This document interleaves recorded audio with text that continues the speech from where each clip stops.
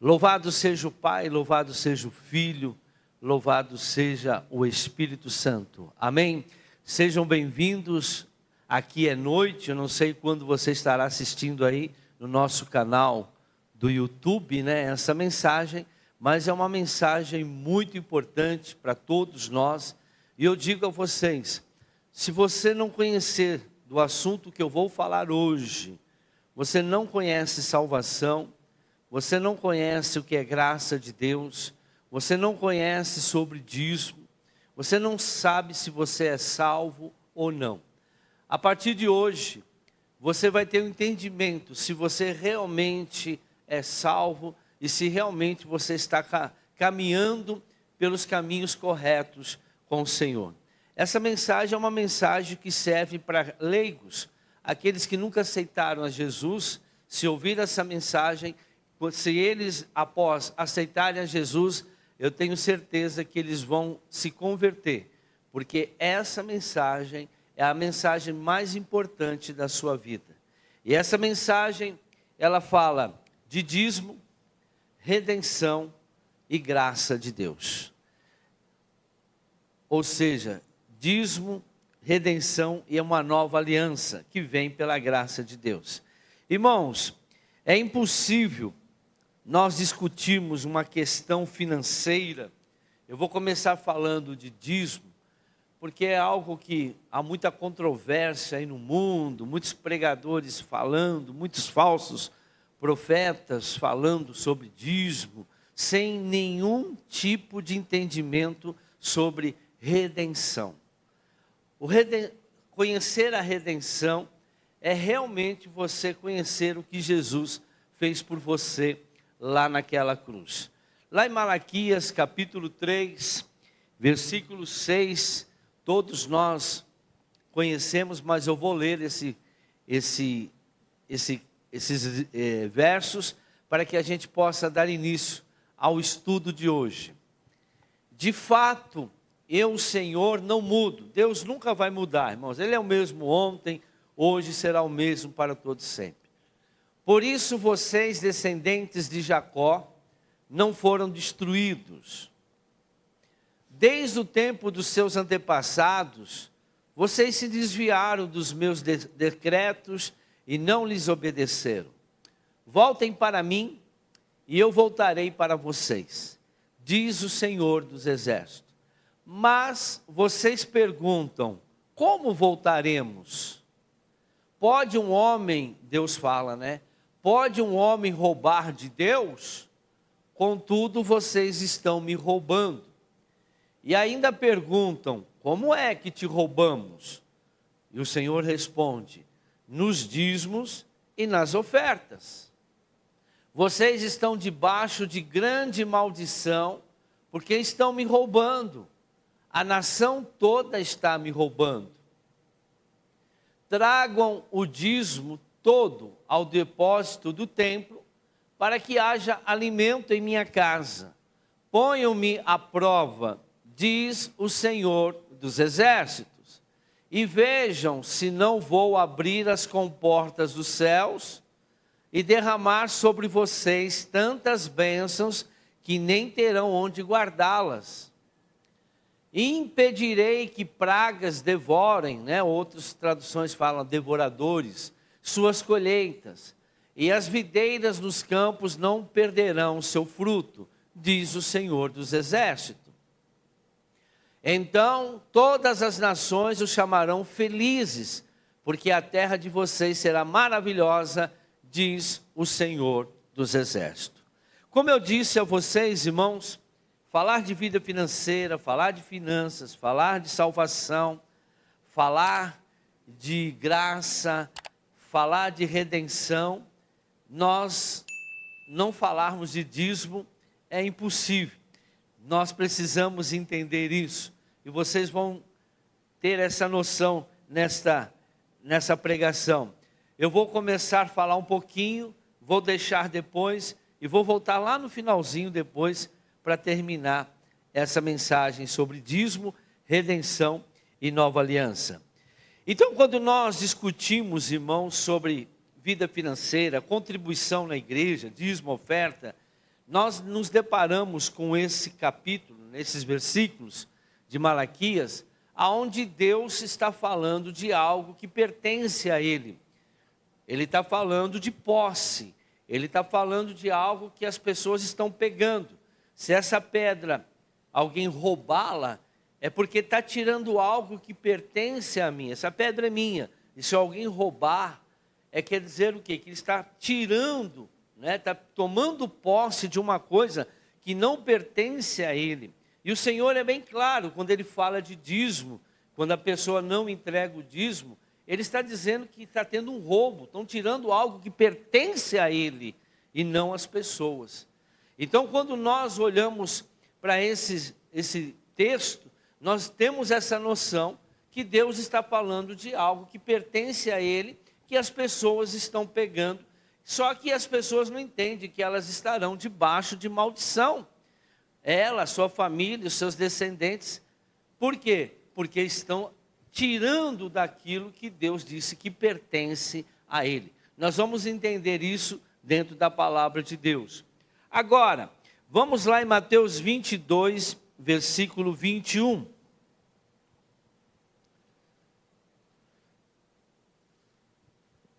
Perguntaram para Jesus sobre impostos, né? Aí Jesus falou, olha para a moeda aí, qual que é a esfinge que está nessa moeda? É do nosso imperador, então César. Então Jesus disse, dê a César, responderam eles. E ele lhes disse, então dê a César o que é de César, e a Deus o que é de Deus. Então quando falam de impostos com Jesus, Jesus é bem categórico. Ele diz, não, tem que pagar os impostos. Tem que pagar os impostos de César, né? Aquilo que ele cobra, como nós temos que pagar os nossos impostos. Mas ele deixou bem claro, o próprio Jesus, mas não esqueçam de dar o que é de Deus para Deus. E quando nós nos remetemos de novo naquele texto, a gente vê que Deus está falando, vocês estão me roubando. Vocês estão tomando posse daquilo que me pertence. Mas uma outra passagem, em Mateus 23, 23, Jesus, ele manda dar o dízimo, né? Porque o pessoal fala que o dízimo é só da velha aliança. Mas aqui no Novo Testamento, o próprio Jesus, ele manda as pessoas darem o dízimo.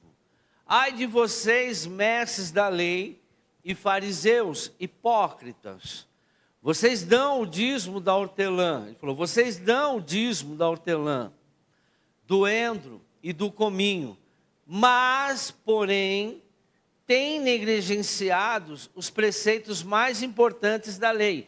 Vocês estão dando o dízimo de tudo, tudo bem, mas vocês estão se esquecendo de princípios importantes da lei que vocês têm que cumprir e têm que obedecer. A justiça, a misericórdia e a fidelidade. Vocês devem praticar essas coisas, sem omitir aquelas. Pega uma outra tradução, faz favor, finalzinho. Deveis, porém, fazer essas coisas, e não omitir aquelas. Então, vocês devem dar o dízimo, mas vocês não podem omitir o quê? A justiça, a misericórdia e a fé. Então Jesus não falou, olha, não precisa mais dar o dízimo, não precisa, mas vocês têm que ter misericórdia, você tem que ter fé e assim e justiça. Não, ele falou, façam isso, continue sendo fiel no dízimo, porém não esqueça dos princípios importantes, que é a misericórdia, justiça e fé. Amém? Então, eu vou deixar essa parte do dízimo aqui, né? Nós falamos, e agora eu quero passar para a parte da redenção. Porque ninguém vai entender dízimo se não aprender o que é redenção. Ninguém vai aprender o que é salvação. Ninguém vai entender o que é ser salvo se não aprender sobre redenção. Ninguém vai aprender o que é graça de Deus, não vai entender se não aprender o que é redenção. Então preste muita atenção nessa mensagem. eu vou fazer ela mais resumida, pois eu já preguei ela de manhã aqui, então eu vou nos pontos principais para que a gente possa entender. Vamos lá. Primeira coisa que você vai entender agora, entendendo a redenção. Para muitos cristãos, se eu falar sobre redenção, perguntar o que é redenção, muitos vão dizer perdão dos pecados ou salvação. Jesus morreu no meu lugar e agora eu tenho direito ao perdão do meu pecado e sou salvo. A maioria vai responder dessa forma, só que sem entender o que é isso. Isso é muito mais profundo do que se imagina. O significado é muito mais profundo. Agora, a palavra redenção significa resgate ou remissão.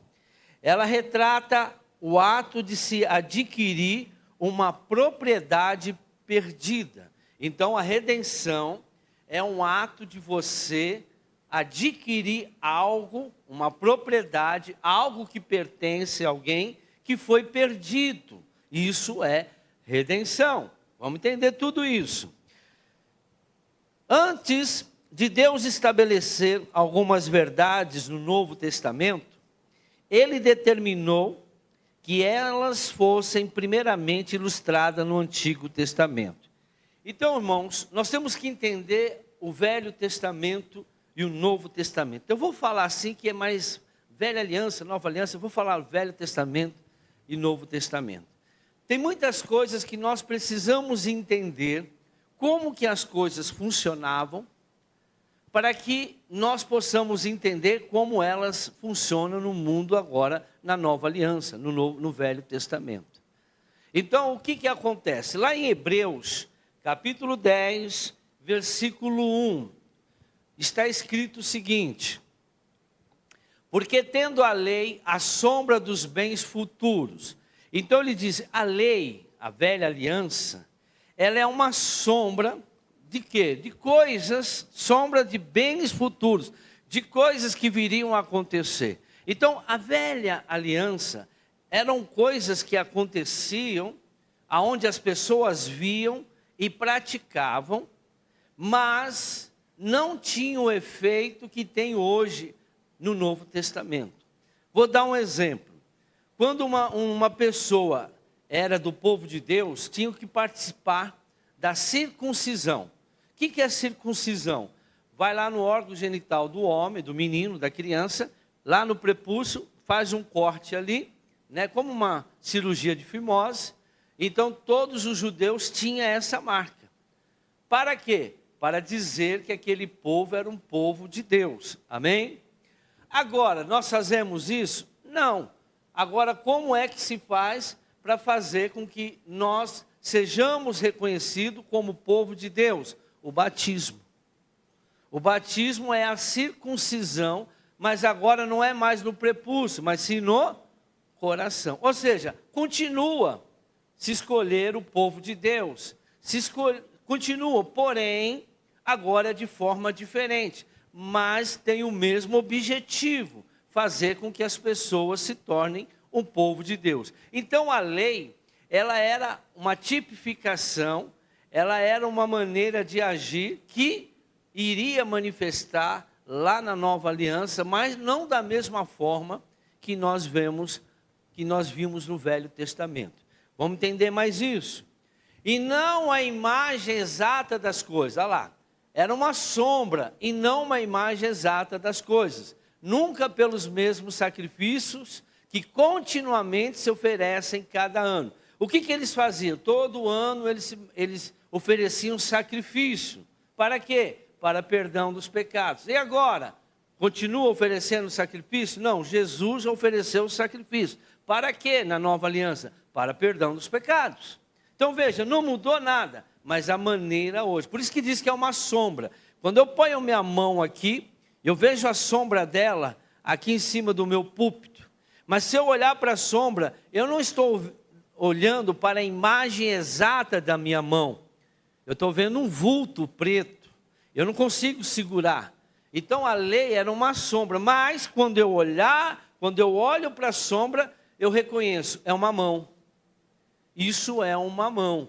mesmo eu não podendo tocar, só olhando para a sombra. A mesma coisa, tudo que aconteceu no Velho Testamento, na Antiga Aliança, era uma sombra do que realmente acontece hoje para nós, que é tudo pela fé, na Nova Aliança. Vamos terminar esse versículo. Oferecem cada ano, pode aperfeiçoar o que a eles se chega. Então, esse versículo foi para entender isso, que lá na Velha Aliança, lá no Antigo Testamento, as coisas eram feitas de forma mais visíveis, porém, tinha o mesmo benefício, tinha a mesma finalidade. Hoje nós não fazemos mais fisicamente, não sacrificamos mais animais, mas reconhecemos o sacrifício de Jesus, e quando nós nos arrependemos dos nossos pecados, somos perdoados. Então continua a mesma coisa, mas agora não de uma forma visível, mas sim através da nossa fé. Amém? Por que eu estou dizendo isso? Porque a redenção, ela era praticada na Velha Aliança. E se eu não entender a redenção da Velha Aliança, eu não vou entender a redenção que Jesus praticou em meu lugar naquela cruz. Então vamos entender isso hoje. Voltando, Romanos 2, versículo 28 e 29. Não é judeu quem o é apenas exteriormente, nem é circuncisão a que é meramente exterior e física, está vendo? Irmão, o judeu não é apenas uma pessoa exteriormente, quer dizer, filho de Deus não é agora uma pessoa judia. Filho de Deus é aquele que aceita Jesus. Até o judeu hoje precisa aceitar Jesus para ser filho de Deus. E não é uma circuncisão meramente física que vai fazer você agora ser filho de Deus. É o batismo. Mas a finalidade da circuncisão e do batismo é para que você tenha na sua vida uma marca que você pertence ao nosso Deus. O próximo versículo: não judeu é quem o interiormente, e circuncisão é operada no coração. Está vendo? Não, judeu é quem o é interiormente. Então é interior agora. Não é um povo judeu. Agora toda pessoa interiormente que aceitou a Jesus é o povo de Deus. Agora não é apenas uma circuncisão, agora é no coração. E quem faz isso? Pelo Espírito Santo, e não pela lei escrita. Para estes o louvor não provém dos homens, mas de Deus. Por exemplo, se eu quiser me tornar um judeu hoje, eu posso me tornar um judeu? Posso. É só ir lá na sinagoga deles e fazer tudo, fazer a circuncisão, como eles falam, eu me torno um judeu. Mas não me torno filho de Deus. Porque para eu me tornar um filho de Deus, eu preciso aceitar Jesus. Amém? Hoje é diferente. Eu posso me tornar um judeu, mas eu não posso me tornar filho de Deus só por ter feito a circuncisão. Então, a velha aliança, ela tinha essa função de mostrar o que viria no futuro, mas de uma forma através de Jesus. João 3,14 diz o seguinte, olha o seguinte: da mesma forma como Moisés levantou a serpente no deserto, assim também é necessário que o Filho do Homem seja levantado. Olha o que Jesus fala aqui, irmãos. Jesus falou, vocês lembram lá no deserto, que quando lá no deserto as cobras, as serpentes picavam o povo de Israel, o que acontecia? Deus mandou fazer um poste, né, com uma serpente também, e todos que eram picados e olhava para aquele poste, né, aquela vamos colocar assim, aquela estátua, vamos assim dizer, na hora o veneno era cortado e a pessoa não morria. Serpente representava o quê? Serpente representa o quê? Satanás, o diabo. Amém? E Jesus falou, olha, vai acontecer de novo, só que agora é comigo. Eu vou ser colocado numa cruz, é como se tivesse colocado lá no poste, né, com uma serpente. E todos aqueles que olharem para mim será salvo de Satanás, será salvo da serpente. Lá na velha aliança, eles eram salvos do veneno de uma serpente. Aqui não, a pessoa é salvo da condenação, da maldição de Satanás. Mas vejam, eram uma tipologia, ou seja, fazia uma alusão do que iria acontecer. Deu para entender? Então, a palavra do Senhor, você não vai conhecer redenção, graça, você não vai conhecer nada de Deus, salvação, se você não conhecer redenção. Então nós vamos agora conhecer a redenção do Velho Testamento, para a gente conhecer a redenção do Novo Testamento. Deixa eu dar um exemplo aqui. Não, vamos embora. E desta forma que precisamos olhar para a lei da redenção no Antigo Testamento. Durante anos Deus fez o povo praticar pela fé uma tipologia do que Ele mesmo um dia faria conosco. Lá em João 1:29, Jesus disse, João Batista disse, no dia seguinte, João viu Jesus aproximando-se e disse, vejam o Cordeiro de Deus que tira o pecado do mundo.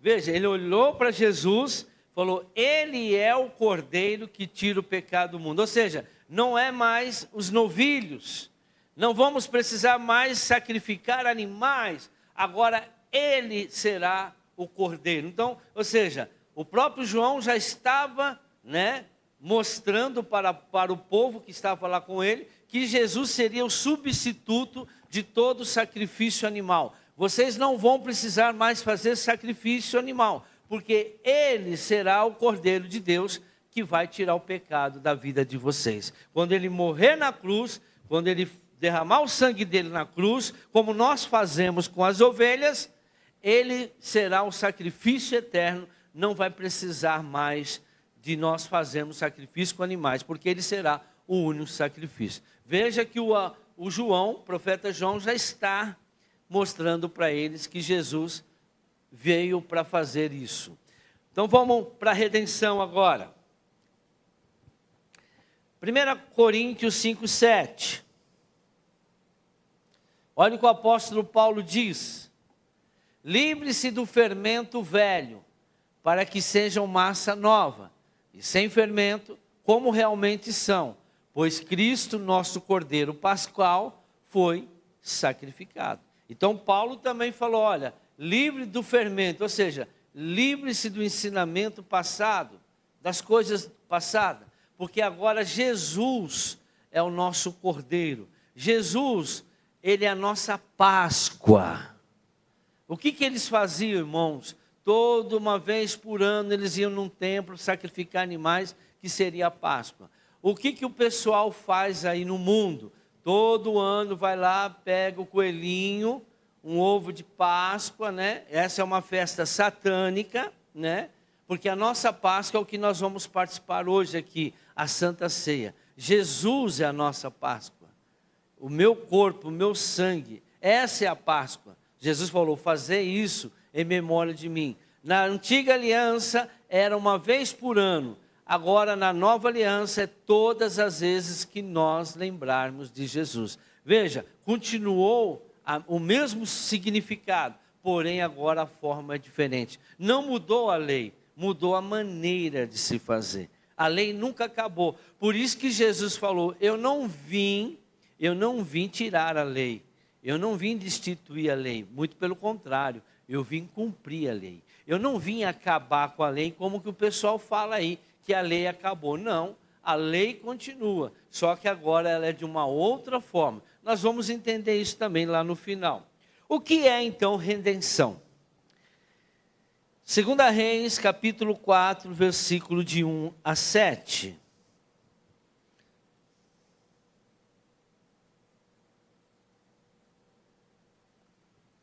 Irmãos, todo mundo conhece essa passagem.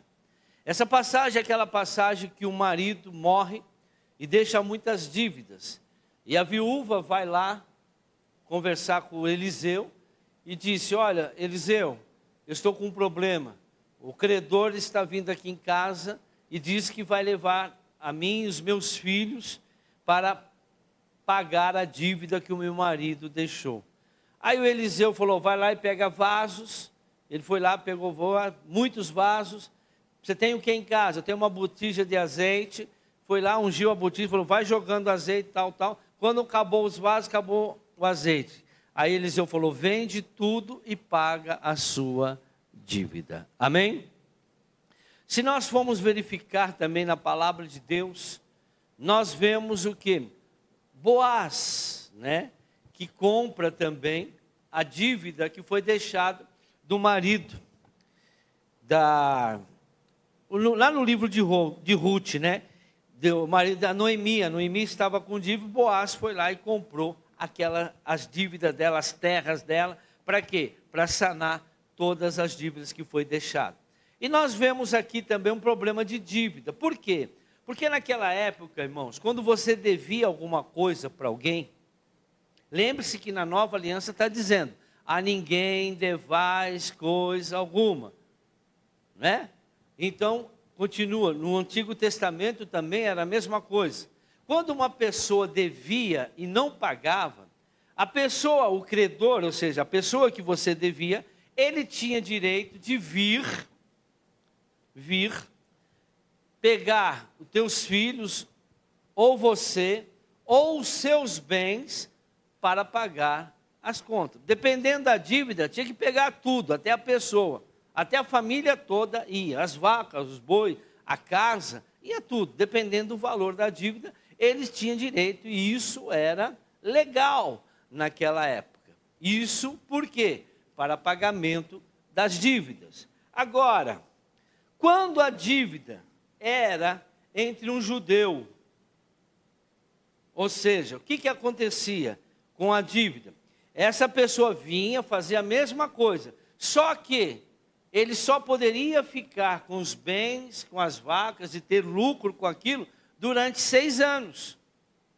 Como era da mesma tribo, né? Era do mesmo povo, então ele só poderia ficar 6 anos e teria que devolver tudo de novo para o seu patrício, da onde ele pegou.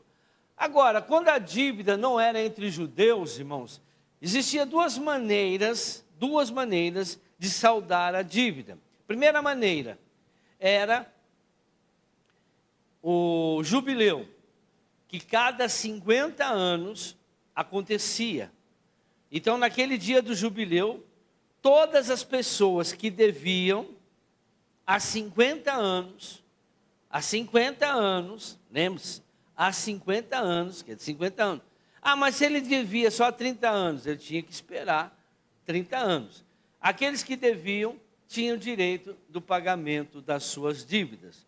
Suponhamos que a minha dívida, que eu tinha feito, era daquela época, fazia 5 anos que o jubileu já havia acontecido. Aí eu adquiri a dívida hoje, o pessoal veio lá, pegou tudo que eu tinha. Irmãos, eu tinha que esperar 45 anos para me livrar dessa dívida, para minha dívida estar quitada. E durante esses 45 anos, a pessoa usou tudo que eu tinha para ganhar dinheiro. Era o pagamento. Agora, havia uma outra maneira de você resgatar a pessoa endividada. Era um parente vir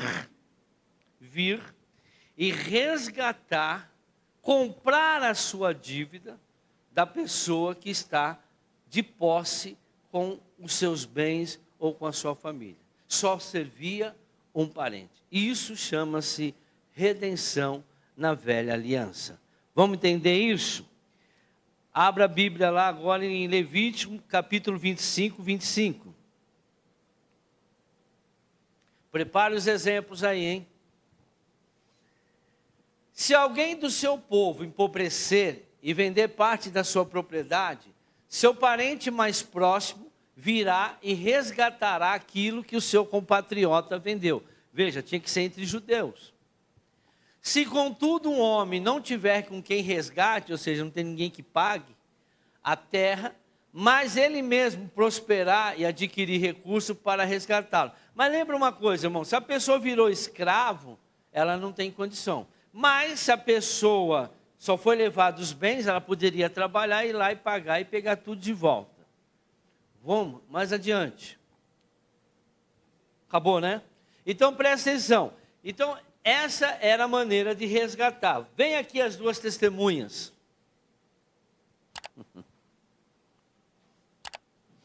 Vou fazer um teatrinho aqui para vocês. Esse aqui chama Abraão. Um homem muito rico, mas rico. Pensa num cara rico, esse aqui.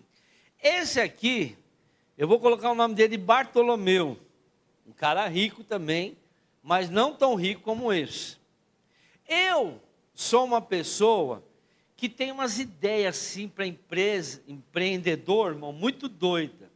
Aí eu chego aqui no Bartolomeu, falo, Bartolomeu, tem um negócio para a gente ganhar dinheiro. Olha, eu estou vendo os boatos aí, plantar soja vai ser uma coisa de louco. Quem plantar soja vai ficar rico, tal. Então você não quer, eu entro com a mão de obra, né? Eu tenho o meu pessoal para trabalhar, e você entra com as terras que você tem, o seu maquinário, o seu dinheiro, e depois no final a gente divide o lucro.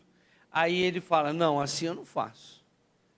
Eu só faço, eu te dou a terra, eu te dou o maquinário, desde que o prejuízo, se tiver o lucro, seja de tua responsabilidade, minha responsabilidade. Vocês entenderam? Não é dividir a responsabilidade. Ele falou, não quero dividir a responsabilidade. Eu te dou o dinheiro, te dou a terra para você plantar. Se der errado, o prejuízo é todo teu. Você vai ter que pagar todas as despesas. Mas, o meu primo aqui, esse aqui é meu primo, é meu parente. Esse aqui não é parente. Esse aqui é um cara rico que tem condições de me dar. E aí, o que eu faço? Antes eu tinha ido com ele. Falei assim, Abraão, pô, meu primão, tudo bem? Pô, como eu amo você. Você é um cara legal, hein? Meu primo mais querido. Eu falei assim, Abraão, é o seguinte, eu estou com um negócio aí, plantação de soja. É o negócio da hora, tal. Você não quer entrar nessa comigo? Fez a mesma proposta. Só que ele falou assim, cai fora, não vou fazer isso é loucura, não vai dar certo. E eu estou dizendo para você que isso não vai dar certo. Mas eu sou doido. Aí eu fui para o Bartolomeu, e o Bartolomeu fez essa contraproposta. Eu empresto tudo, porém, o que der errado, você responde com tudo. Irmãos, foi lá, peguei a semente, plantei a semente, aí não choveu no tempo certo. A sementinha não cresceu. Ou seja, peguei lá 200 alqueires de terra, lucro nenhum, ou seja, só prejuízo. Só que aí chega o quê? Eu tenho que acertar a conta com ele, com o Bartolomeu. Pela lei, o que o Bartolomeu diz? O que você tem? Eu não tenho nada. Tudo que eu tinha, eu investi lá, mas eu peguei de você. Então ele vai falar o quê? Ele vai falar, você, os seus filhos, a sua família, o seu cavalo que você tem, o seu arado que você tem, tudo que você tem vai ser meu agora. E você agora vai ser meu escravo. Essa era a lei. Eu tinha que ir trabalhar para ele. E qual era a única maneira de eu me livrar dessa condenação? Jubileu. Suponhamos que o jubileu tinha sido 5 anos atrás. Eu tinha que esperar 45 anos para eu me livrar dessa dívida que eu fiz com o Bartolomeu. Bartolomeu está sossegado. E agora eu vou ser empregado, vou trabalhar de graça. O máximo ele vai me dar um almoço, uma janta e um copo d'água. E eu vou ter que viver 45 anos servindo a ele, minha família, se eu tenho filho, tudo teria que trabalhar para ele. E eu viro escravo, eu e minha família escravo dele. Amém? Mas tem uma outra maneira. Outra maneira da gente resolver isso. Um parente próximo, meu primo, Abraão. Meu primo Abraão, ir lá e pagar a minha dívida, entendeu? Para eu ficar livre. Só que o Abraão, quando ele viu a besteira que eu fiz, ele falou como muitas mulheres falam, eu te avisei, eu te disse que não ia dar certo, mas... Aí passa 1 ano, 2 anos, ele me vê lá trabalhando para o Bartolomeu, e o Bartolomeu só me explorando, minha família explorando, trabalhando de sol a sol, ralando para caramba. ele é primo, ele é da família, é patrício. Ele fala o seguinte: coração, né, meu? Fala, sabe uma coisa? Chega no Bartolomeu: Bartolomeu, quanto que ele te deve? Ó, ele me deve tanto, porém com juros e correção monetária, tanto. Ele pega o dinheiro e paga ele. Então, a partir do momento que paga ele, tudo que ele levou de mim, a minha vida, meu trabalho, passa agora a ser do Abraão. Ou seja, eu deixo de ser escravo. Olha só, isso é redenção. Eu deixo de ser escravo do Bartolomeu, que não é meu parente, e passo a ser escravo agora do meu primo Abraão. Aí muitos podem perguntar: mas que vantagem é essa, né? A vantagem é que com esse aqui, irmãos, ele vai me tratar com amor. Ele já me comprou por causa do amor. Ele não tinha obrigação de ir lá gastar esse dinheiro. Então ele já demonstrou, ele vai me tratar como família dele. Mas eu vou continuar sendo escravo até pagar a dívida para ele. Amém? Agora minha dívida, ele foi lá. Redenção, irmão, é comprar dívida. Redenção é comprar dívida. Deu para entender? Redenção. Agora, pagar dívida é uma coisa. Redenção é uma pessoa que vai lá e compra a dívida, né? E assume. Quantas pessoas fazem isso? Vão lá, compram empresa quebrada e vai lá dar uma estruturada nela e depois vende por um valor bem alto. Já viu isso? Quantas são as pessoas que pegam lá aquele carro que está endividado, motor fundido, vai lá, compra aquilo lá, paga as dívidas que está lá naquele carro, depois reforma e vende e ganha um lucro. Isso é uma tipificação de redenção. E aí o lucro fica para ele. Então, na verdade, ele sentiu dó de mim, por eu ser familiar, e dentro da lei dizia que só poderia ser uma pessoa da família. Foi lá e comprou a dívida. Ele ficou com dinheiro, feliz, só que agora eu passo a ser escravo do meu parente, do meu amigo, primo, do meu primo Abraão. Amém? Isso é redenção no Velho Testamento. Obrigado. Agora fique com essa historinha na sua cabeça, que você vai entender tudo que vai falar agora.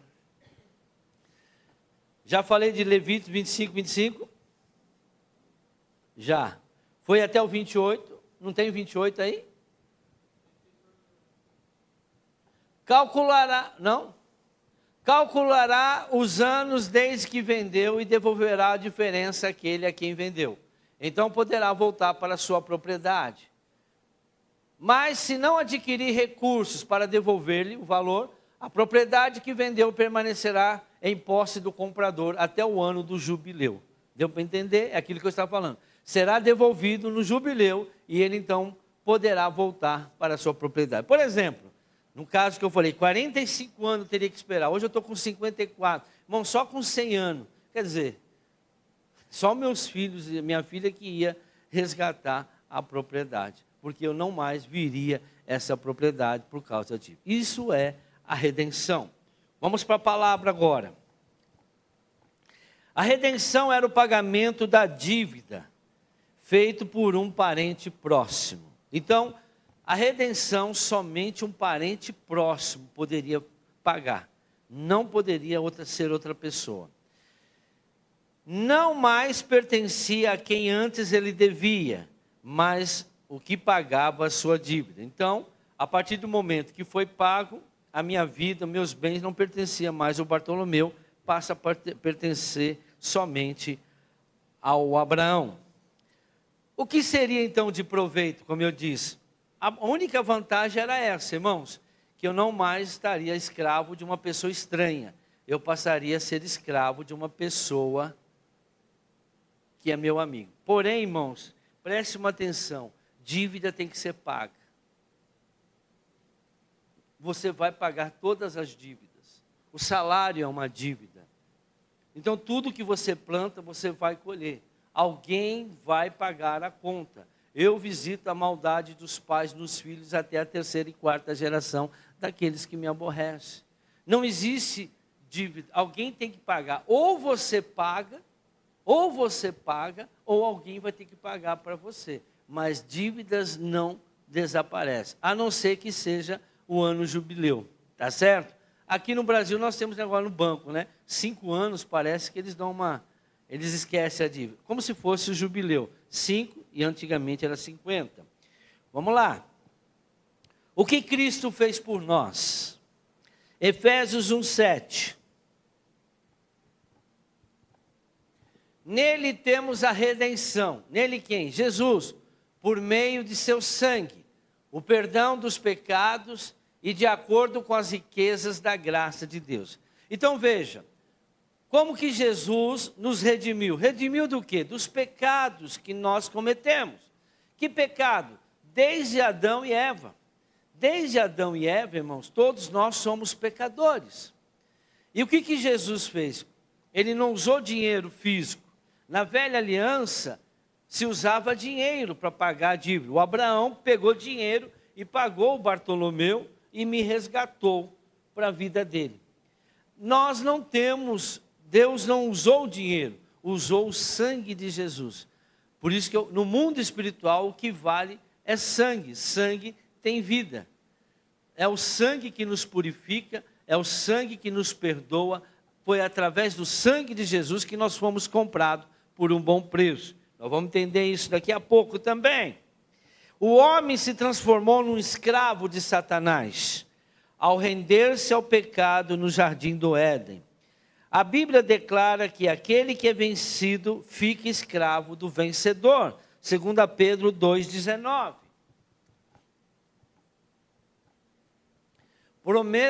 Prometendo-lhes liberdade, eles mesmos são escravos da corrupção, pois o homem é escravo daquilo que o domina.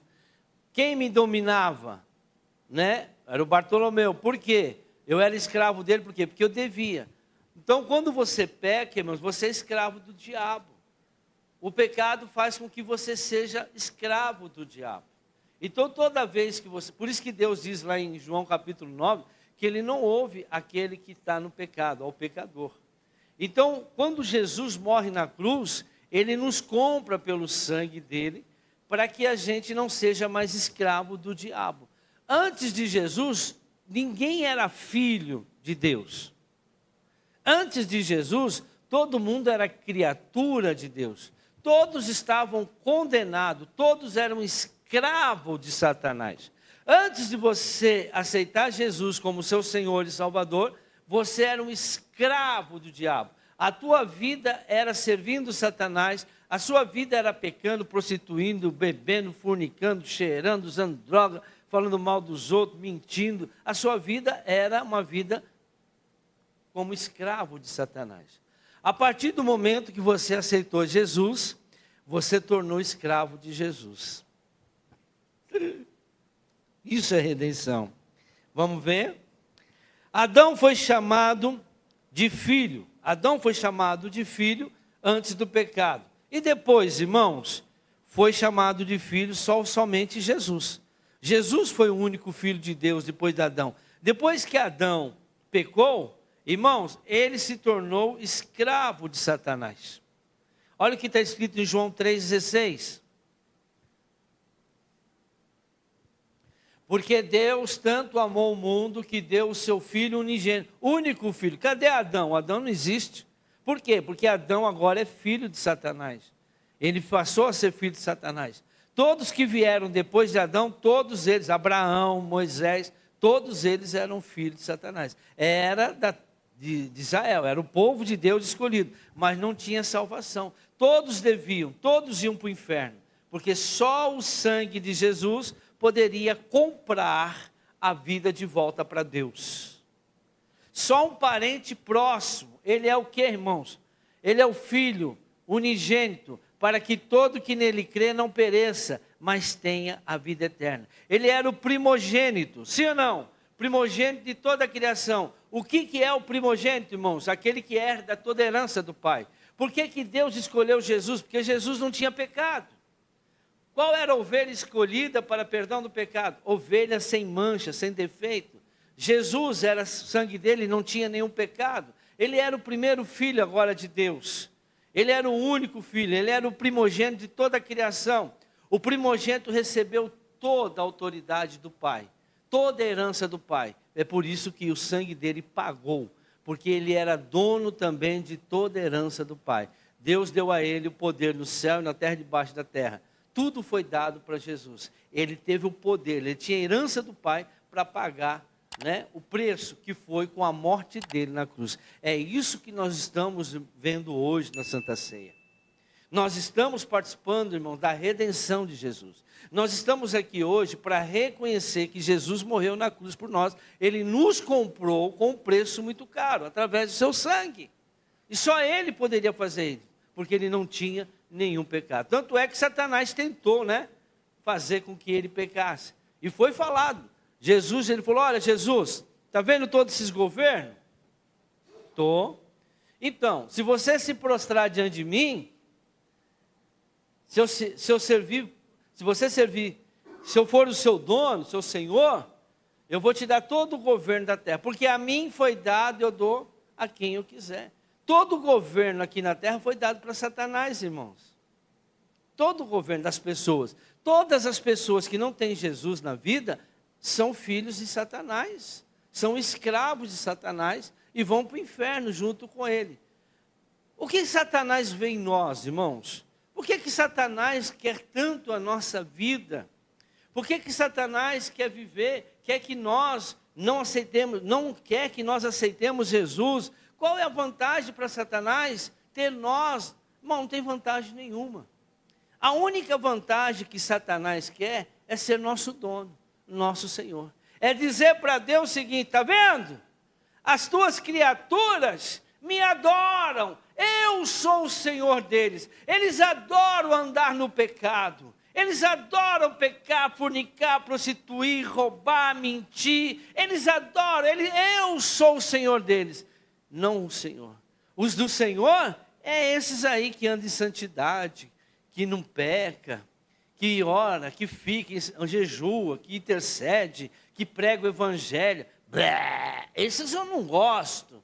Eu gosto desses que me servem. Eu sou dono daqueles que fazem. Eu sou o Senhor de todos aqueles que pecam. Eu sou o dono deles. Porque a palavra Senhor quer dizer meu dono. Amém? Então vamos mais. Colossenses 1, versículo 13. Pois ele nos resgatou do domínio das trevas, olha lá, e nos transportou para o reino do seu Filho amado. Mais um. Em quem temos o que, irmãos? A redenção, a saber, o perdão dos pecados. É aquilo que eu disse, se você falar em redenção, o pessoal vai, é perdão do pecado. É muito mais do que um perdão, é uma compra de dívida.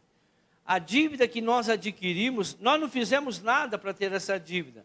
Quem provocou essa dívida foi Adão e Eva, mas nós recebemos. Então, quem era o nosso Senhor? Era Satanás. Mas a partir do momento que Jesus morre na cruz, ele vai e nos compra. Por isso que lá em João 3,16 diz, né, que Deus amou o mundo de tal forma que deu o seu único Filho, para todo que nele crê não pereça, mas tenha vida eterna. Então, só quem crê em Jesus não vai ser mais escravo do diabo. Toda pessoa que não crê em Jesus é escravo do diabo. Acontece que muita gente na igreja não crê em Jesus. Sabe por quê? Porque não obedece a palavra. Obedece ainda a Satanás. Continua no pecado, continua no adultério, continua na fornicação, continua roubando, prostituindo, roubando Deus. Nós vamos chegar no dízimo no final de novo. Continue vivendo uma vida no pecado, ou seja, ele não foi redimido. Ele não reconheceu Jesus como seu Salvador. Ele apenas, irmãos, foi na igreja, aceitou Jesus e passou por um batismo. Mas a vida dele ainda é de pecado. Então o Senhor dele ainda é Satanás. Por quê? Porque a redenção não chegou a ele. A redenção chega naqueles que vivem em santidade. Nós vamos ver daqui a pouco também. Vamos lá. Colossenses 2, 14 e 15 já foi. 1 Pedro 2, 9.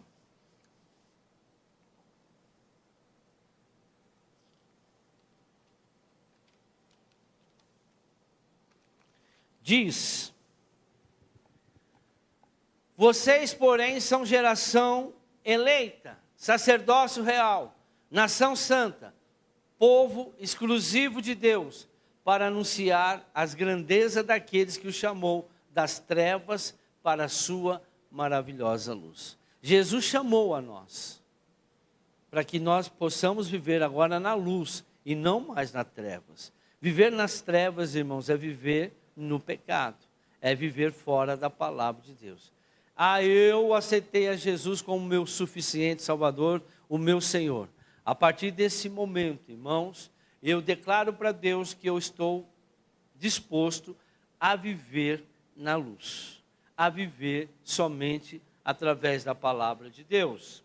1 Pedro 1, 18, 19. Pois vocês sabem que não foi por meio de coisas perecíveis, como prata e ouro. Jesus não gastou dinheiro por nós, que vocês foram redimidos da sua maneira vazia de viver, transmitida para os seus antepassados, veja, desde Adão, mas pelo precioso sangue de Cristo, como ele um cordeiro sem mancha e sem defeito. Foi pelo sangue de Jesus que nós fomos comprados. A moeda que Abraão usou foi dinheiro para comprar a minha dívida, mas a nossa dívida lá na cruz foi através do sangue de Jesus. Entendeu? Então vamos lá. Portanto, quando Jesus nos comprou, ele nos livrou da escravidão do diabo, mas nos fez escravos de Deus. Isso que as pessoas não entendem, né? Por quê?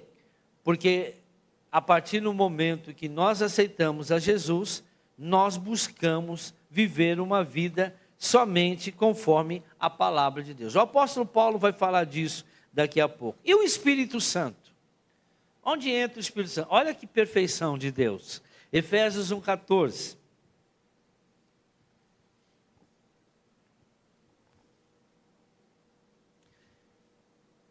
Que é, volta no 13. Quando vocês ouviram e creram na palavra da verdade, o evangelho que os salvou, vocês foram selados em Cristo com o Espírito Santo da promessa. Você aceitou a Jesus, você foi selado com o Espírito Santo, que é a garantia da nossa herança até a redenção daqueles que pertencem a Deus, para o louvor da sua glória.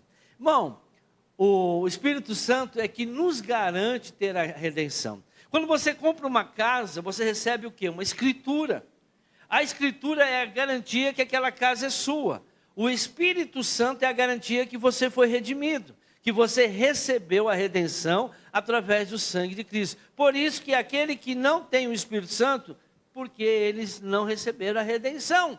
Porque a redenção, irmãos, é a garantia da nossa herança. Que herança? A vida eterna. Que nós recebemos através do quê? Da redenção. Paga como? Com o sangue de Jesus. Glória a Deus. Por isso que o Espírito Santo é importante para a nossa vida. Primeiro, aos Coríntios, capítulo 6, versículo 18 a 20. Celebrando a redenção. Fujam da imoralidade sexual. Irmão, essa imoralidade sexual, no original é porneia, que quer dizer pornografia. Todas as atividades, todas as ações que é praticado pelo homem para a mulher, que está fora do padrão de Deus sexualmente falando, né? Homem com homem, homossexualismo, adultério, quando o homem casado sai com uma mulher que não é sua esposa, tem relação sexual, fornicação também, é o ato sexual dos solteiros, né? Quem mais? Tem a imoralidade sexual, toda a prática, né? Sexual fora da verdade. Eu vou falar uma coisa aqui, mas todo mundo vai entender, né? Todo homem, toda mulher tem esgoto, né? O esgoto foi feito para tirar, não foi feito para entrar.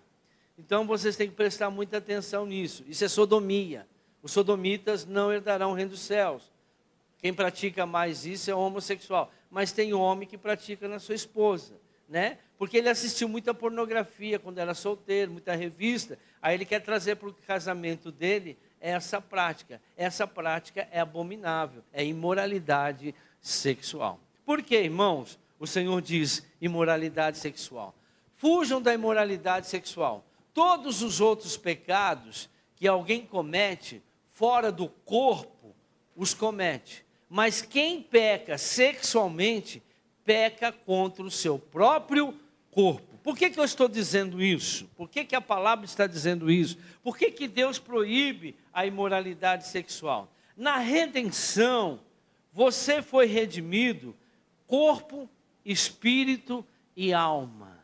Você foi redimido, irmão. A redenção trouxe tudo para Jesus. A palavra do Senhor diz que quando Jesus voltar, Ele quer encontrar nós, corpo, espírito e alma, irrepreensíveis diante da palavra de Deus. Então, não foi só a alma que foi entregue para Jesus. Não foi só o teu espírito que foi entregue para Jesus. O teu corpo também. Por isso que ele diz, cuidado com a imoralidade sexual, porque a redenção trouxe você nas 3 dimensões. Corpo, espírito e alma. Olha o próximo. Acaso não sabe que o corpo de vocês é santuário do Espírito Santo? Irmão, o Espírito Santo não habita no corpo que está em prostituição. Que habita em vocês, que lhes foi dado por Deus e que vocês não são de vocês mesmos. Vocês não são de vocês. Nós somos de quem agora? Por quê? Porque Jesus nos comprou. Vocês foram comprados por um alto preço. Portanto, glorifiquem a Deus com o seu próprio corpo. Veja, comprou. Propriedade agora é de Deus. Agora nós somos propriedade de Deus. Fomos comprados, irmãos, pelo sangue de Jesus. Nós somos escravos agora de Jesus. Só que Jesus é muito bom. Vocês vão entender isso. Vamos embora. Próximo. Nós podemos então celebrar a redenção com atitudes de santidade. Em relação às nossas finanças, irmãos, presta atenção. Em relação às nossas finanças. Assim como Deus redimiu nosso corpo, espírito e alma, Ele também redimiu nossos bens. Carro aqui no mundo tem valor? Tem valor ou não tem? Casa tem valor? Aqui roupa tem valor? Então Ele redimiu tudo que é nosso. Lembra, irmãos, a pessoa quando estava em dívida, tudo que era dele ia para o credor. Tudo, roupa, tudo era do dono, ele era dono. O Abraão, quando comprou a dívida, ele comprou tudo que eu usei para pagar as dívidas. Agora pertence a Abraão. Como eu fiz aqui no exemplo. O meu dinheiro, as minhas roupas, meu sapato, minhas ovelhas, tudo que tem valor, passa a pertencer àquele que comprou a dívida. Assim como Deus redimiu nosso corpo, Ele também redimiu nossos bens.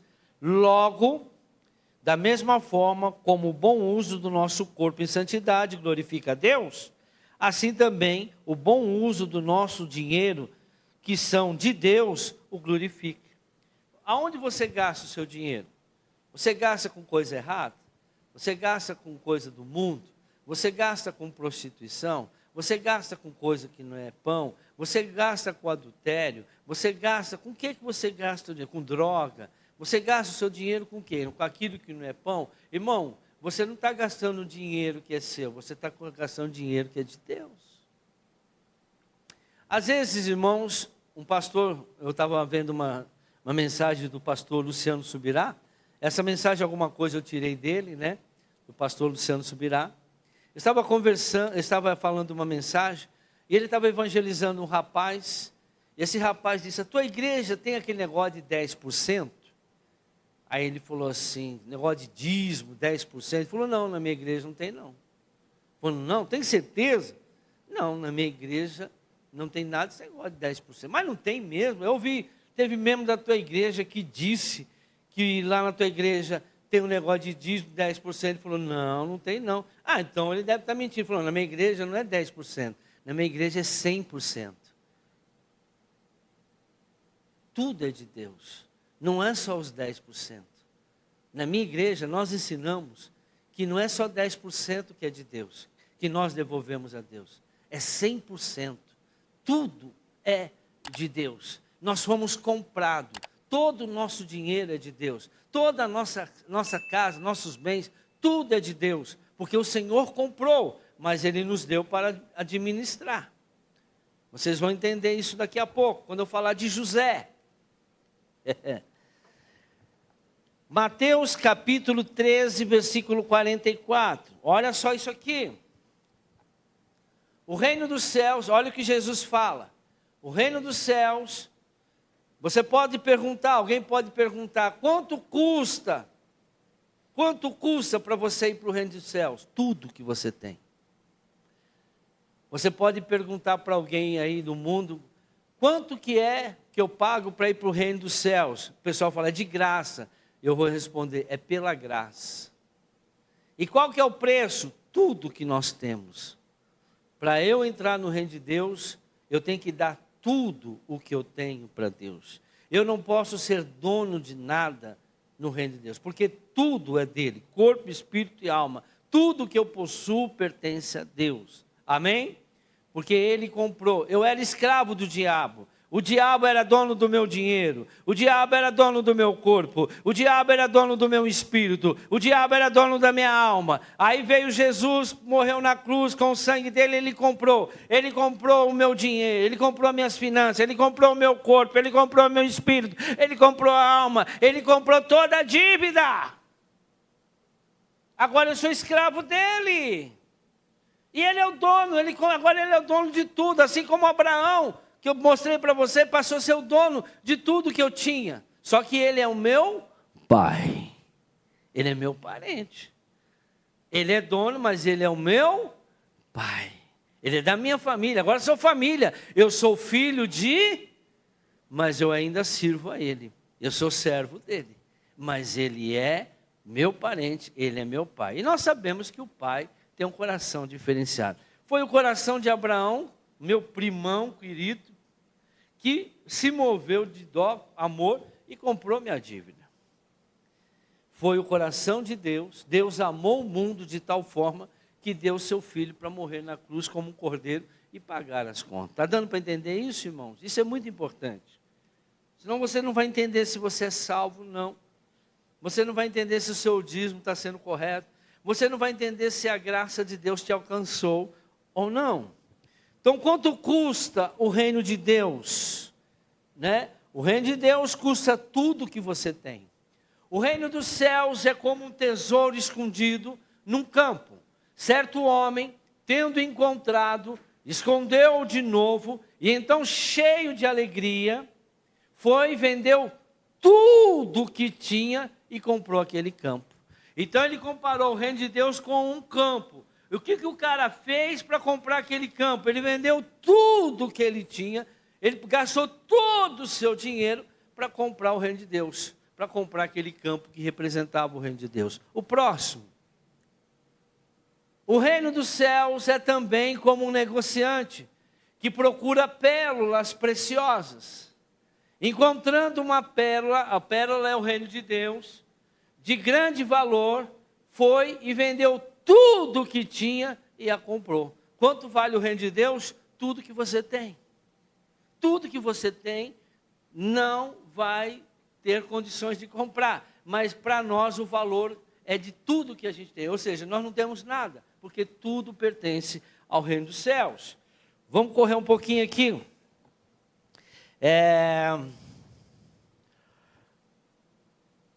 Quanto custa? Já falei. Romanos capítulo 10, versículo 9.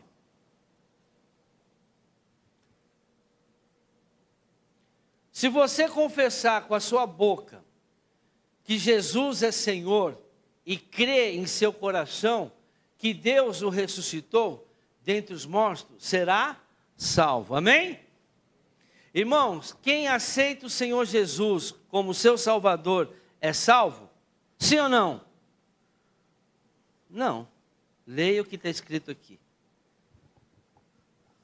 Se você confessar com a sua boca que Jesus é o quê? Senhor! Ele é o seu dono. Aí você será salvo. Não adianta você aceitar Jesus. A palavra Senhor quer dizer meu dono. Se você confessar que Jesus é o seu dono, é o seu Senhor, porque Ele pagou o preço com o sangue dEle, Ele comprou o teu corpo, o teu espírito, tua alma e tuas finanças, e aceitar que a partir de agora Ele vai ser o seu dono, você será salvo. Minha casa, meu carro, meu dinheiro, nada mais seu, tudo é do Senhor. Ele é o dono, Ele comprou. Isso é redenção, irmãos. Isso é redenção. Ele pagou o preço. Olha o que diz Romanos 6,19. Falo isso em termos humanos, por causa das suas limitações humanas. Assim como vocês ofereceram os membros do seu corpo em escravidão, presta atenção,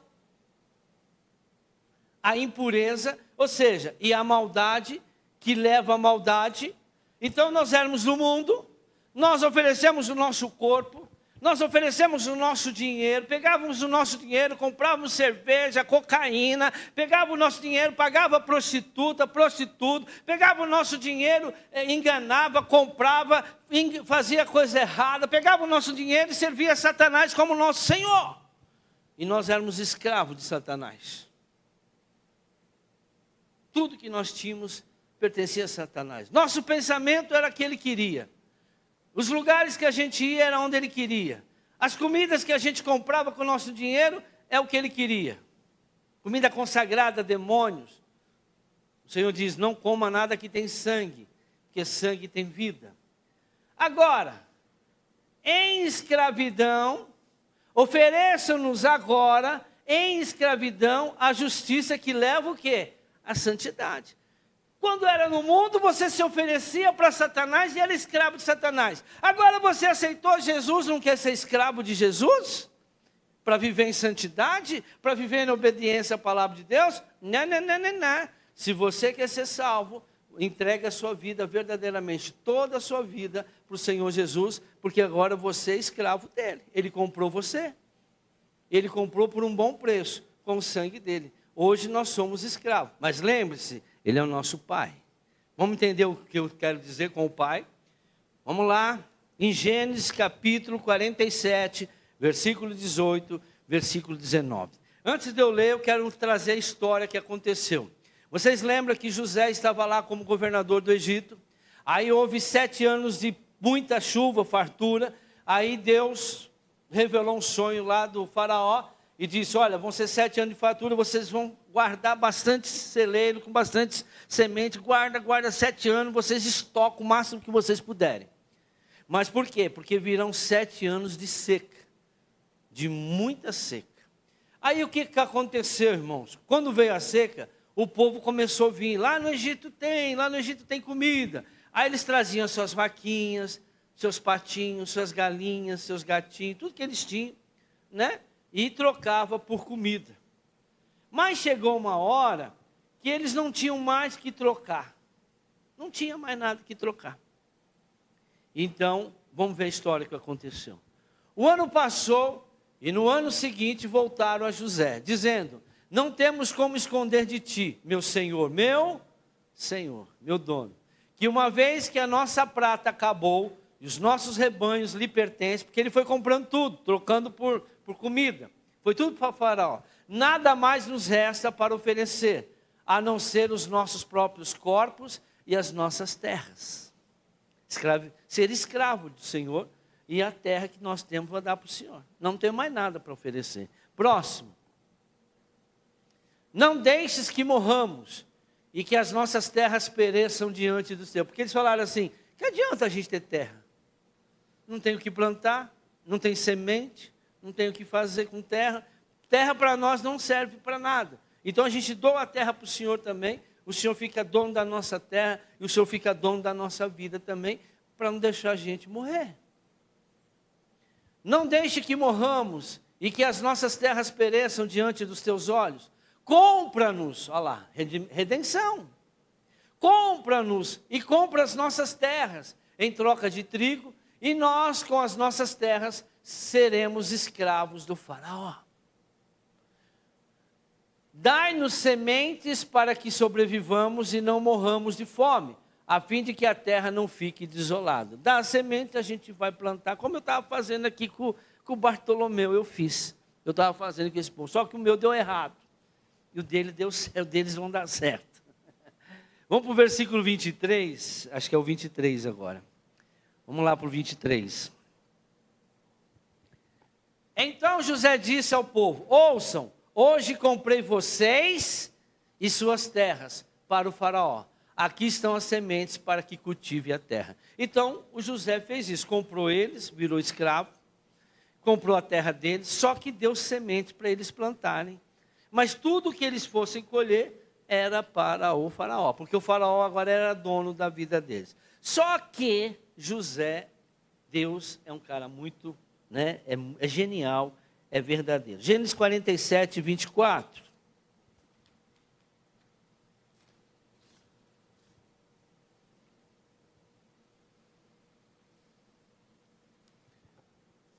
Mas vocês darão a quinta parte das suas colheitas ao faraó.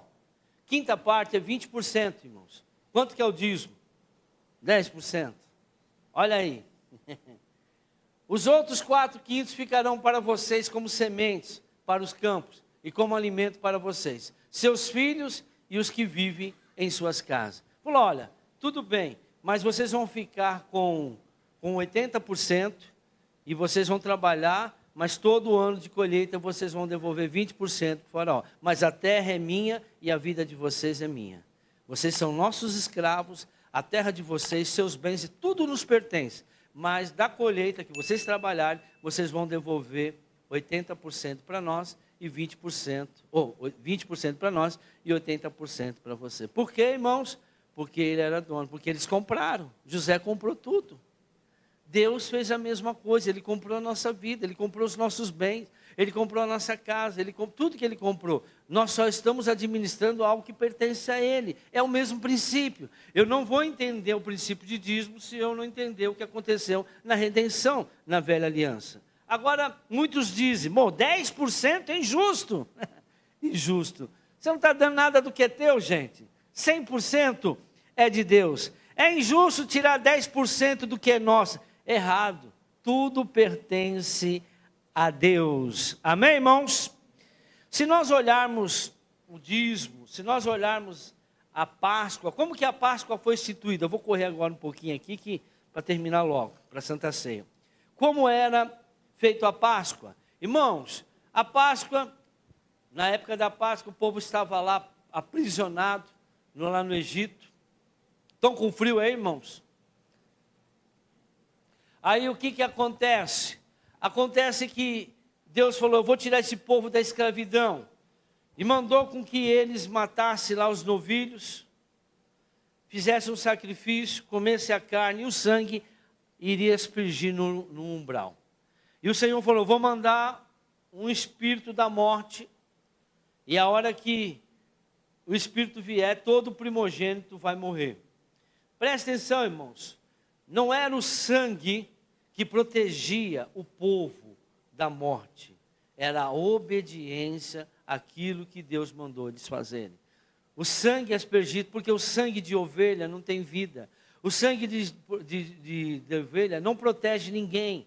Mas por que onde tinha o sangue, lá no mundo espiritual, o Satanás já sabia que não podia tocar na vida daquela família aonde tinha o sangue. Mas não era o sangue que protegia, mas sim a obediência de passar o sangue. Se houve uma família que não colocou o sangue no umbral, pode ter certeza que o primogênito morreu.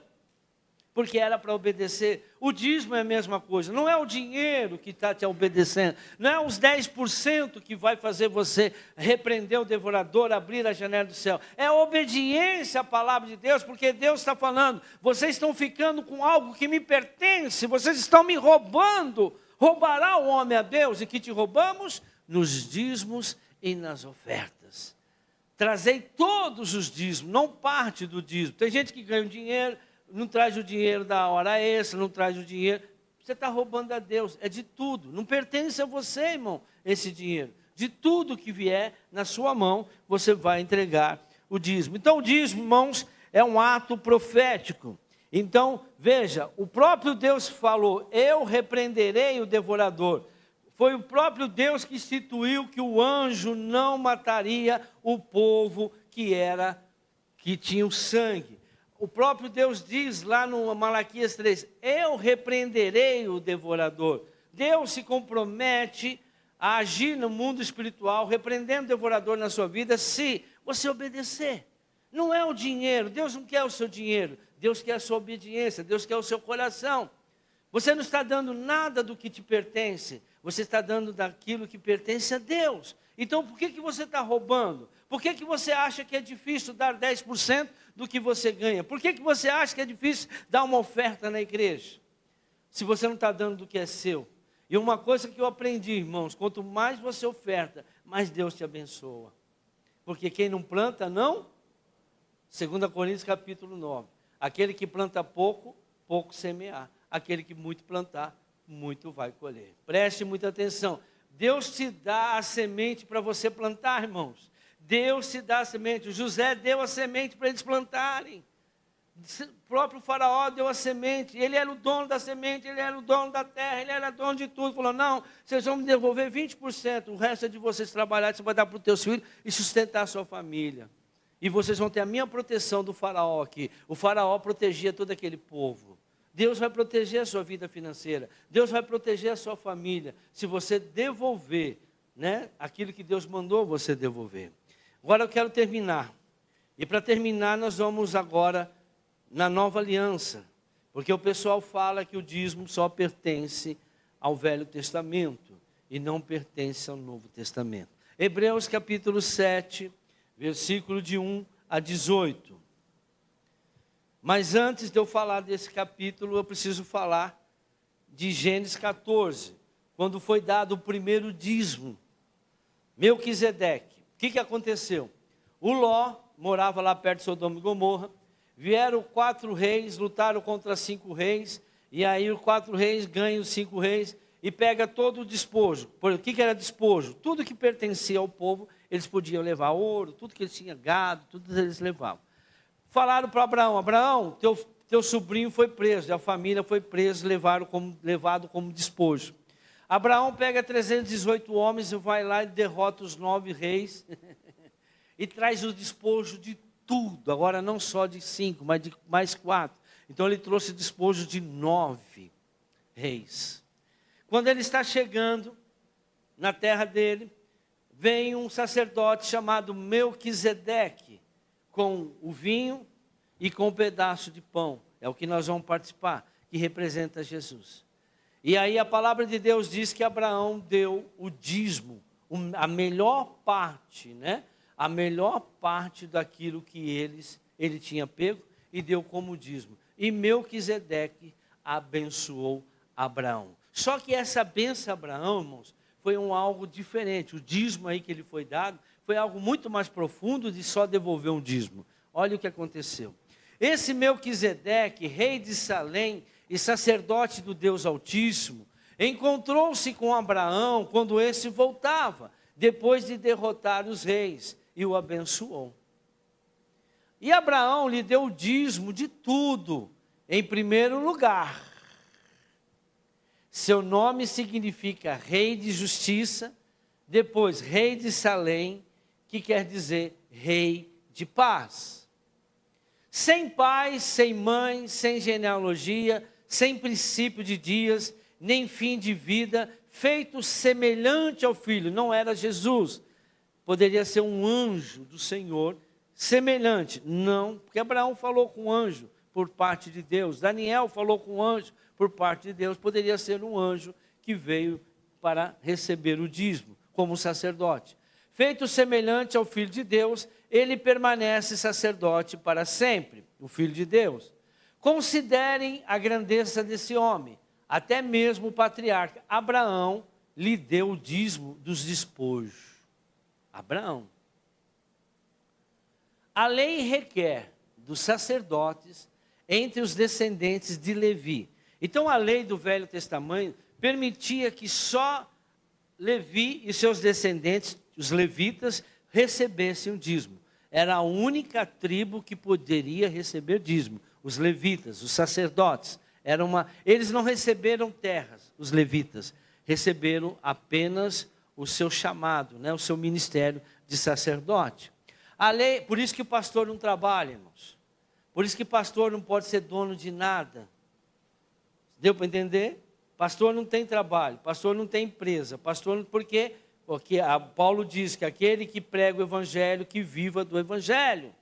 Os levitas não receberam terras, o levita recebeu o sacerdócio, eles recebiam o dízimo de todo mundo, eles que recebiam o dízimo de todo o povo de Israel, e era desse dízimo que eles viviam, uma parte era para os levitas sobreviver. A lei requer dos sacerdotes entre os descendentes de Levi que recebam o dízimo do povo, isto é, dos seus irmãos, veja, era do povo de judeus, embora esses sejam descendentes de Abraão. Este homem, porém, que não pertencia à linhagem de Levi, porque ele veio antes, recebeu os dízimos de Abraão e abençoou aquele que tinha as promessas. Abençoou Abraão. Sem dúvida alguma, o inferior é abençoado pelo superior, o maior abençoa o menor, o apóstolo, o pastor e assim por diante. Olha agora, no primeiro caso, quem recebe o dízimo são homens mortais, que era o Melquisedeque, os levitas. No outro caso, é aquele que quem declara que vive, Jesus Cristo. Pode-se até dizer que Levi, que recebe os dízimos, entregou-os por meio de Abraão. Olha só, Levi, que iria receber o dízimo, que recebe os dízimos, entregou-os por meio de Abraão. Olha o próximo, 10. Esse aqui, pois quando Melquisedeque se encontrou com Abraão, Levi ainda não havia sido gerado. Então, irmãos, o Levi, ele também entregou o dízimo, mas quando? Quando Abraão deu o dízimo. Só que Levi é bisneto de Abraão. Não entendeu? Abraão teve o filho Isaque, Jacó e depois veio Levi. Levi estava onde, irmãos? Levi ainda não havia sido gerado. Mais um. Se fosse possível alcançar a perfeição por meio do sacerdócio levítico, visto que em sua vigência o povo recebeu a lei, porque haveria ainda necessidade de se levantar outro sacerdote, segundo a ordem de Melquisedeque e não de Arão, eu peço que você mude essa tradução agora. Vê se pega a NVT. Se tiver aí.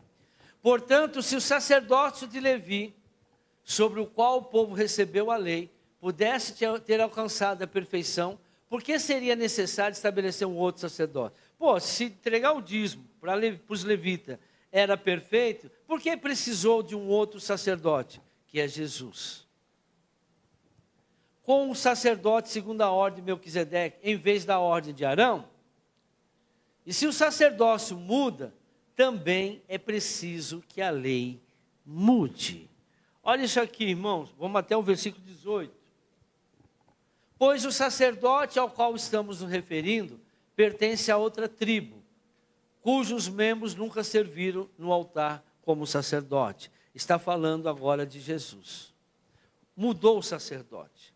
Na velha aliança, só quem recebia o dízimo eram os sacerdotes da tribo de Levi, os levitas. Mas quando Jesus morreu na cruz e nos comprou, ele falou: agora, quem vai receber os dízimos sou eu. É o próprio Jesus que recebe o dízimo. Através de quem? Daquele que ele instituiu para governar a igreja, para que haja mantimento na casa do tesouro. Volta lá no versículo 10, nessa tradução. Embora Levi ainda não tivesse nascido, olha aí, a semente da qual ele veio já estava no corpo de Abraão, seu antepassado, quando Melquisedeque se encontrou com ele. Irmãos, isso é uma declaração clara, que houve uma transferência de sacerdócio. A partir do momento em que Jesus, ele nos compra, ele se torna um sacerdote real. Ou seja, o dízimo não é mais entregue conforme a lei mandava, através de Levi. Levi era o sacerdote, a tribo de Levi que viria, todos eles seriam sacerdotes. Arão foi o primeiro. A partir desse momento que Jesus nos compra, ele se torna o sumo sacerdote. ele passa a receber o dízimo agora. Se mudou a lei, vai lá, mais na frente. Mais um. Se o sacerdócio muda, também é preciso que a lei mude. Veja, a lei não acabou, a lei só mudou. Quem recebe dízimo agora, irmãos, é o Senhor Jesus. Não é mais da tribo de Levi. É isso que aconteceu. Essa é uma declaração, não tem como você contestar que mudou o sacerdócio. Se mudou o sacerdócio, temos que continuar. Se a Páscoa continua, se a redenção continua, né? Se a circuncisão no coração continua, por que o dízimo não continua? Que foi instituído, irmãos, antes mesmo, né? Antes mesmo do Moisés, que é da lei, ter nascido. Moisés nem pensava. Veja, quando o próprio Abraão deu dízimo, Levi também deu dízimo, a sua terceira geração. Quando você der o dízimo, suas gerações futuras também estão sendo abençoadas. Irmãos, não tem como você negar que o dízimo também é da nova aliança. Hebreus 10, 28 diz o seguinte: não, mas o dízimo é da lei de Moisés. Então tá bom. Pois quem se recusava a obedecer à lei... Não, outra tradução, faz favor. Quem rejeitava a lei de Moisés morria sem misericórdia. Tem uma outra tradução que fala outra coisa. Quem rejeita a lei de Moisés morre. Nós não podemos rejeitar a lei de Moisés.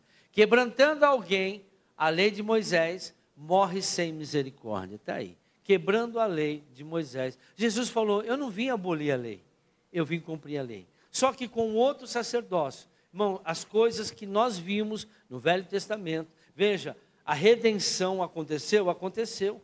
Como que acontecia a redenção? Expliquei tudo aqui. Agora, e Jesus, como que foi feito? Através da compra. Compra com o quê? Com o sangue dele. Mudou o sacerdote, mas nós continuamos a obedecer a palavra de Deus. Aplauda o Senhor Jesus.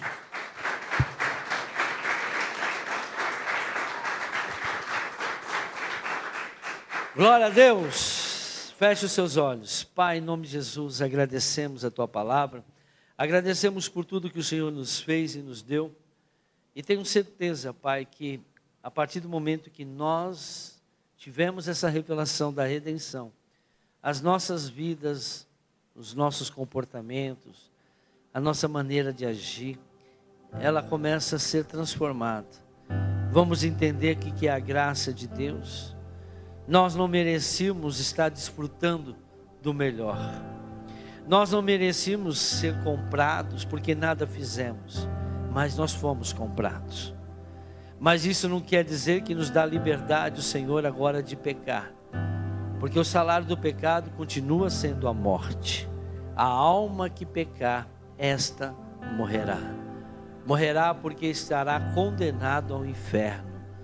Porque condenado ao inferno é ter Satanás como seu Senhor. Jesus nos comprou por um bom preço, para que agora nós vivamos em santidade. A tua palavra diz que sem santidade nós não veremos a glória de Deus. Senhor, nós queremos ver a tua glória. E nós declaramos que realmente, Senhor, que quando nós aceitamos o Senhor Jesus como o nosso Senhor e Salvador, meu Deus, nós entregamos a nossa vida ao Senhor, corpo, espírito e alma. Tudo que nos pertence, pertence ao Senhor. Não somos mais donos de nada, mas o Senhor nos deu para administrar algo que pertence ao Senhor. O Senhor nos deu a vida, o Senhor nos deu bens, o Senhor nos abençoou com bênçãos, para que nós possamos abençoar, mas nunca esquecer daquilo que o Senhor nos mandou, trazendo os dízimos, as primícias, as ofertas, que pertencem, Senhor, porque a tua palavra nos manda assim fazer. A palavra do Senhor diz, honra o Senhor com as primícias de toda a renda, que o Senhor vai encher os seus celeiros. A palavra do Senhor diz, roubará o homem a Deus, e que te roubamos? Nos dízimos e nas ofertas. Isso é um absurdo? Não. Nós não estamos dando nada do que nos pertence. O Senhor comprou nossa vida financeira. Nós só estamos entregando aquilo que pertence a Deus. Pai, perdoa os nossos pecados, perdoa a nossa ignorância, perdoa tudo aquilo que fizemos, meu Pai, sem o conhecimento da redenção. Porque eu creio que aquele que não reconhece a redenção, não reconhece o que é salvação, não reconhece o que é a graça de Deus, não reconhece o que o Senhor fez por nós naquela cruz. E hoje nós nos reunimos aqui na Tua casa, Senhor, para participarmos do Teu corpo e do Teu sangue. E a Tua palavra diz que aquele que participar indignamente será culpado da morte de Cristo. Se você rouba a Deus, você não pode participar. O Senhor diz que você pegou algo que pertence a Ele, e Ele tem te chamado de ladrão.